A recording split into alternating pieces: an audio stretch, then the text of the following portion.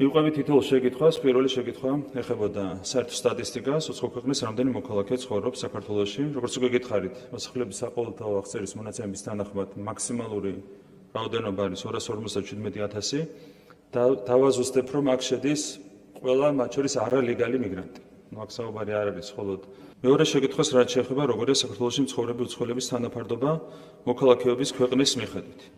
მე უკვე საზოგადოებას გაუზიარე ინფორმაცია, რომელიც ეფუძნება საზღვრის კვეთის მონაცემებს და საზღვრის კვეთის მონაცემების თანახმად უცხოელების 70%-ზე მეტი არიან პოსტსაბჭოთა ქვეყნების მოქალაქეები, ან ევროკავშირის მოქალაქეები, ან ამერიკის შეერთებული შტატების, ან ისრაელის მოქალაქეები. დანარჩენ ქვეყნებზე მოდის მიგრანტების დაახლოებით 30%.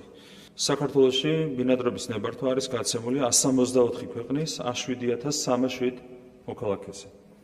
დავაზუსტებ იმთავითვე, რომ საქართველოში ყოფნის საფუძველი, ერთ-ერთი საფუძველია ბინადრობის ნებართვა. რუსეთის ფედერაციის მოქალაქეები არიან 29,9%, 32,129 ადამიანი.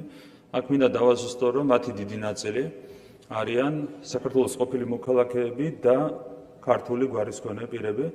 მეორე ადგილზეა ინდოეთი, 23,930 პირზე არის გაცემული ბინადრობის ნებართვა და მათი უდიდესი უმრავლესობა არიან სტუდენტები, რომლებიც სწავლობენ საქართველოში. მესამე ადგილზეა აზერბაიჯანი 6,3%.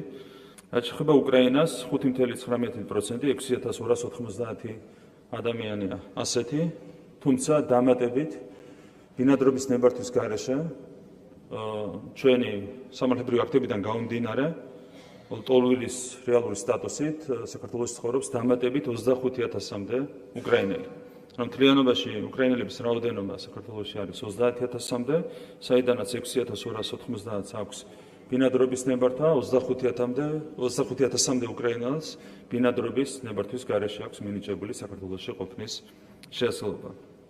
სომხეთი 4,8%, 5,000-ზე მეტი ადამიანია, აქაც ჩვენი ვარაუდით ესენი არიან ადამიანები, რომლებიც გავიდნენ საქართველოდან, მიიღეს სომხეთის მოქალაქეობა, შემდეგ დაბრუნდნენ ისევ საქართველოში. ბელარუსი 3,738 პირს აქვს მინიჭებული ბინადრობის ნებართვა, თურქეთი არის 3,4%, 3,645 პირი, ირანი 3,1%, 3,331 ირანის მოქალაქეს აქვს მინიჭებული საქართველოში ბინადრობის ნებართვა.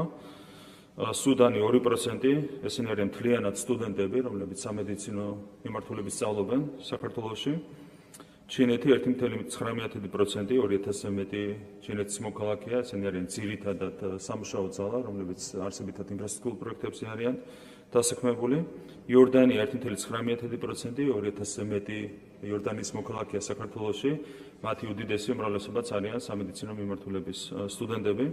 პაკისტანი 1,5%, 1,618 არის რაოდენობა და ისინიც არიან თითქმის მთლიანად სამედიცინო მიმართულების სტუდენტები, რომლებიც სწავლობენ საქართველოში. ანალოგიურად ეგვიპტე 1,2%, 1,341, აქაც თითქმის ყველა არის სამედიცინო სტუდენტი ჩვენს უნივერსიტეტებში.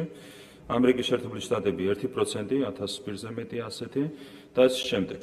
მთლიანობაში ბინადრობის ნებართვით სარგებლობს საქართველოში 7,000-ზე მეტი უცხო ქვეყნის მოქალაქე. ჩვენი წინასწარი მონაცემებით არალეგალი მიგრანტების რაოდენობა საქართველოში შეადგენს დაახლოებით 20,000. თუმცა კიდევ ერთხელ ვიტყვი, რომ დაახლოებით ორ თვეში მაქსიმუმ გვექნება დაზუსტებული მონაცემები.